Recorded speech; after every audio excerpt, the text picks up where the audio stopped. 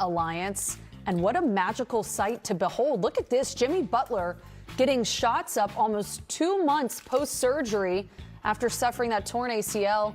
The 36-year-old underwent successful reconstruction surgery back on February 9th, but this is, I don't know, that's pretty impressive. That's incredible. To be back shooting right now. And some house shoes. That's that too. Hey, you got to go for comfort, Rod. Comfort wow, is very he's important. getting jiggy with it. Okay, that's great news to see Jimmy Butler out there. Obviously, those first 2 months after surgery are usually the most important, most tedious. You're doing a lot of the little works, just trying to get your legs moving, trying to let the thing heal. That looks like he is healing very well. It looks like he's on the right track. That's encouraging news, kind of like having Steph Curry back. That's just encouraging news to know that your guys are healing up and you have help coming in the future. And it looked like he was in good spirits. Yeah. There you go. It looks like he was in good spirits. I mean, that's the thing where, I've heard from guys, it could get pretty dark. It's just like, is this tedious work going to pay off? When am I going to come back? Oh, you see the team struggling. Oh, Steph's coming back. Man, I'd like to be a part of that. To see him with a smile on his face is pretty cool. The biggest part when you go through rehab like that is the first part. You're not touching a basketball. You're just laying on the couch, there the whole time. I've been there a few times. It's really frustrating. But when you get to be able to touch a basketball again, I remember some of the first days where I got to shoot again. Those are some of the happiest days because it feels like now you're making progress, but you're making progress towards the thing that you want to do as opposed to just the little bit of progress where it's like just learning to move your leg again or strengthening the muscles. Now it's like, okay, now I can do the things that I can measure and quantify again to get back on the court. Yeah, and Steph Curry, of course, dealing with a very different kind of injury. He's been dealing with runner's knee, which he said is unlike any injury that he's ever had throughout his career because it's so unpredictable. He scored 29 points in his return to the Warriors tonight. Let's get you back inside Chase Center and listen in to Steph Curry's post-game presser. How'd you feel? I felt good.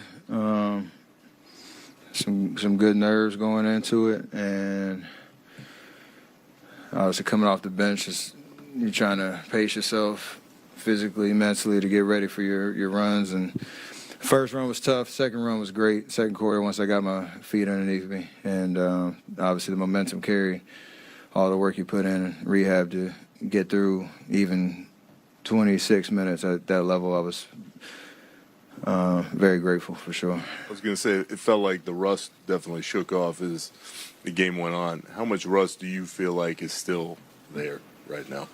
It's not as much rust as it's the endurance. Honestly, you kind of picking and choosing a little bit of your spots to maintain. It's not like you're going 100 miles an hour the whole time and just feeling it out. But, after I traveled and got my shot blocked the first two possessions, I kind of settled in nice. You do all the training and scrimmages and all that type of stuff. It's more just getting back familiar with the speed of the game, the physicality, and just embracing it. And that's how the game kind of, unfolded for me.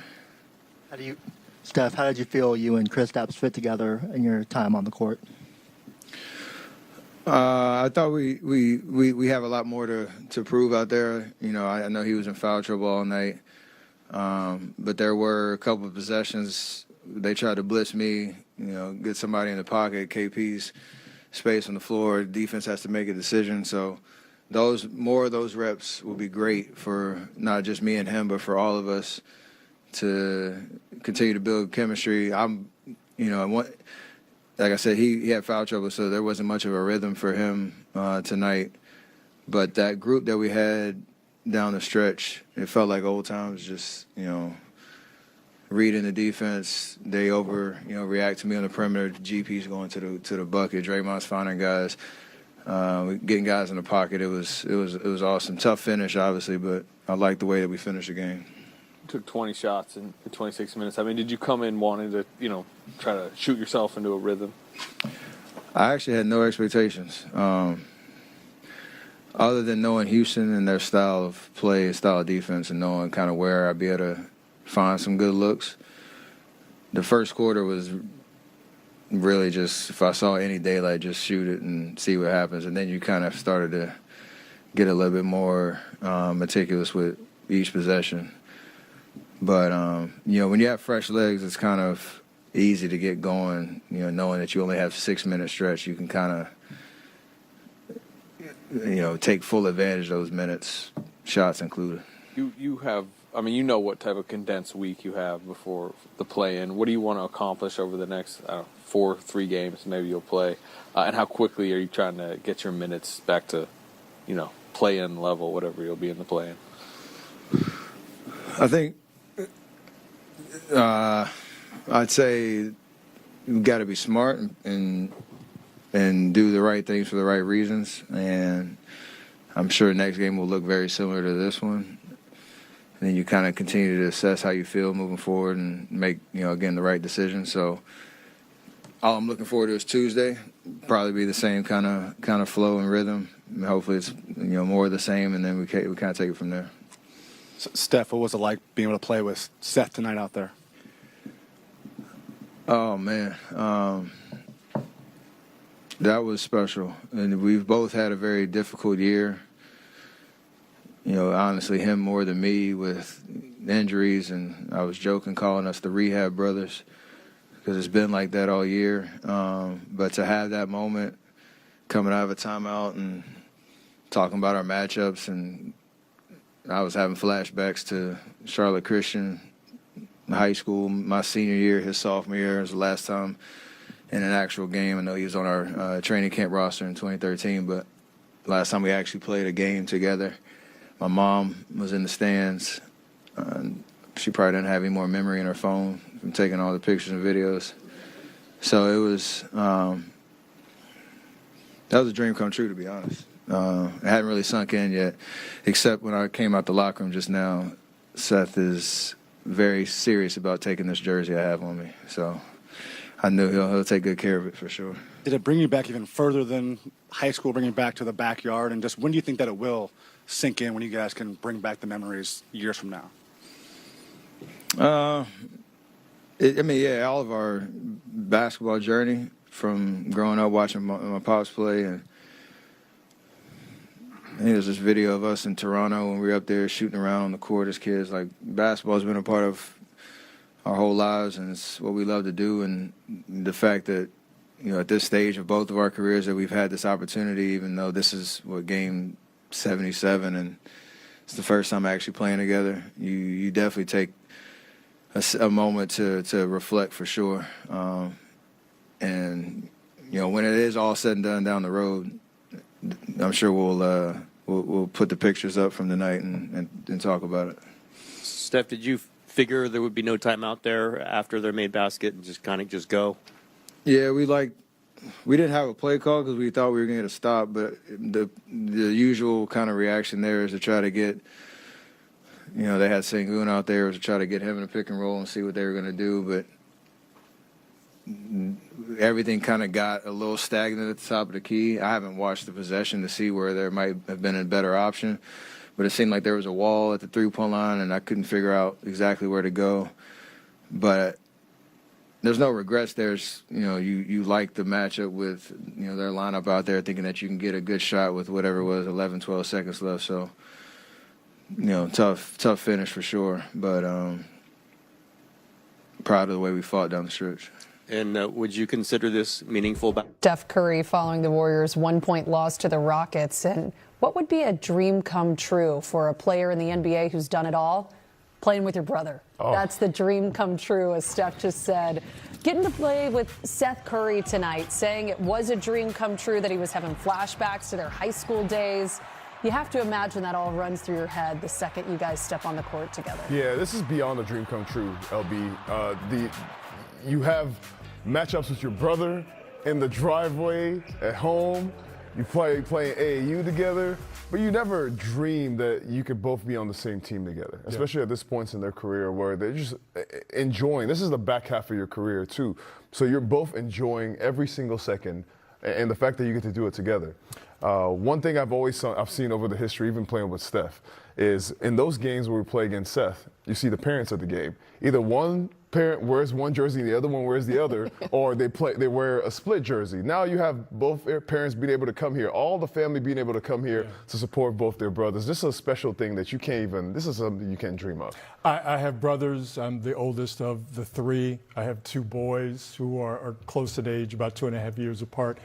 And I promise you this, as special as it is, Steph is going to let Seth know, hey, man, I tried to pass you the ball and you fumbled it out. What's up with that? Because that's how brothers get down. But that's obviously I'm just goofing around, and maybe just a little bit. But, yeah, you could tell that Steph, once he was asked the question, it hit him like, oh, I really was on the court with my brother. And we are a basketball family. We are basketball brothers. And you could see it hit him. And, of course, Seth would want that jersey. And, of course, Steph is going to give it to him. This is a big night in the Curry household, big night in the Curry family, because it's been all about basketball since day one. And to have just being a dad, I couldn't even imagine my two kids playing on the same NBA team at the exact same time. That's wild. Can you imagine playing with your son? I feel like that's crazy. I'm saying we're watching. You're very good for the point. fans who are watching basketball right now. You're watching and seeing things that are so rare. Speak on so it, I hope that you're appreciating these moments, because it's a really special moment to be able to play with your brother, and you are in a contending, in a chance to go to the playoffs and go make a run together. You know, they've gone through a long year, both rehabbing all year long, going through a tough time. This is not how you expect your season to go. But the fact that the Warriors are still in this fight, man, it says a lot about the heart of this team. It says a lot about the coaching, the structure of the organization. And this is a really special night on a lot of fronts. It's good that Steph is healthy, but it's also good that Seth is healthy as well. Yeah, Steph calling them the Rehab Brothers. That's what he said that they're going to be known as. I don't think that name's going to stick. No, I'm knocking on wood. It's time for tonight's closing argument. This presented by Walk Up Law. You need a champion. What's the argument, LB? As we are talking about brothers playing on the court tonight, and Seth and Steph, who were the greatest siblings to ever play in the NBA? Wow. I think the one that probably stands out, probably all of you at home, the Gasol brothers. Sure. That kind of comes to mind. Oh, yeah. First. Well, you know what? I can say that one because I got to play against both brothers. Oh, And, okay. you know, I got to see Pau Gasol. One of my first NBA games I ever watched was the Lakers. And I got to see Pau Gasol in his heyday as an all-star, you know, incredible player, playing alongside Kobe Bryant.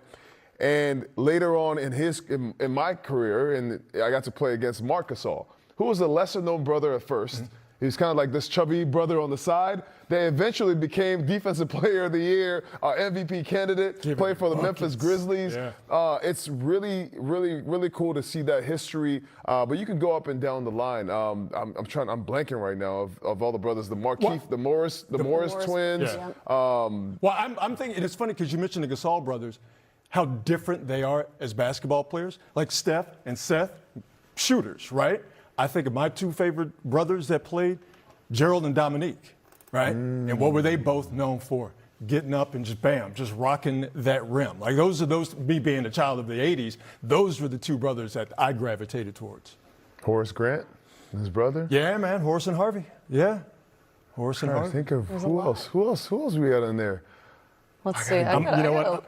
I'm going to cheat and look it up. Ah, yes, the Berry brothers. Yeah, Brent, John, and Drew Berry. Wow, yes. And their dad was an all-time great. Well, And if we add in the Pops, then that brings the Curry family back into the mix. Have you seen the family? Yeah, that is true. There's this thing of the total points scored by a family, like father-son duo. Whether the Berry brothers, is it like father and all the sons' points combined? Because that's a little bit of a cheat code right there. Just have multiple sons make it. The Ball brothers, LeVar Ball, Lonzo and LaMelo. Huh? Yeah. Oh, the Collins twins. That's right. Jaron and Jason. Yeah. Wow. We've had some incredible brother duos. You got to rack the memory a little bit for that. Now I am cheating. I am looking at it. I mean, I was too. I had to pull up a list. All right, tonight the Warriors fall to the Rockets just by 1 point. They mounted a comeback in the fourth quarter. Let's talk about Kristaps Porzingis. His night tonight didn't have a great game. I will say there was one moment that I really liked. This was in the first quarter of this game. I think Steph missed a three. Porzingis got the rebound, and then Pods hit a three. I liked seeing that little situation transpire. I thought that was a nice moment, but outside of that, he didn't have a great game. Well, I actually like Kristaps' game tonight. I thought that Alperen Şengün he put Kristaps in a lot of tough positions. I thought he got some bad fouls towards the end of the game. But he made incredible plays. To start off the game, he was trying to find his footing, trying to figure out how to play alongside Steph. But in that third quarter of the second half, I thought he was starting to put his imprint on the game. Now, foul trouble let him, they had to sit him down a couple times and take him out of his rhythm. But Kristaps brings a dimension to the Warriors that they don't have right now. And you saw it down the stretch. When he came out of the game, the Warriors were really just relying strictly on that three-point shot. Yeah. GP2 had a couple of layups there at the end, but they were relying so strictly on that. He brings a defensive angle, being 7'2". He can block shots, he can defend. It makes people think about him whether they're going to attack the rim. That's what he does. But offensively, I saw some flashes that made me excited. I saw him dive into the rim. He had an and-one on KD once. KD hits the shot and one fouls him. The very next play down, he cuts to the rim, gets the ball, dunks on 3 guys, I think 2 plays back to back, and that's an and one. This is what he brings. He brings the size, he brings versatility, and I think the more that he continues to get comfortable alongside Steph, this is going to be dangerous because Steph is getting double teamed at half court. That space is all for Kristaps to get. Whether it's on the three-point line or on the block, he has an ability to score and create offense for this team. No, you're 100% right about that. And clearly, Kristaps Porzingis is a net positive. But it seemed obvious that the matchup with Şengün is just not one that favors him, especially the way that Şengün eventually decided to play, which is if I have this advantage down low in the paint, I'm going to continue to use it. And I just think in the fourth quarter or in the third quarter, it just became, a situation where it wasn't necessarily tenable. I will say this for Porzingis, though. 8 rebounds. That's right there at the average. He's a 7.5, 8 rebound per game guy. And against a team like the Rockets, as good as a rebounding squad as they are, even if he's getting in foul trouble, even if the matchup against Şengün is not working for you, you're not going to seize those 8 rebounds by any stretch of the imagination. Yeah, Kristaps Porzingis tonight finishing with 9 points in 23 minutes. He went 0 for 3 from three-point range as the Warriors fall to the Rockets tonight.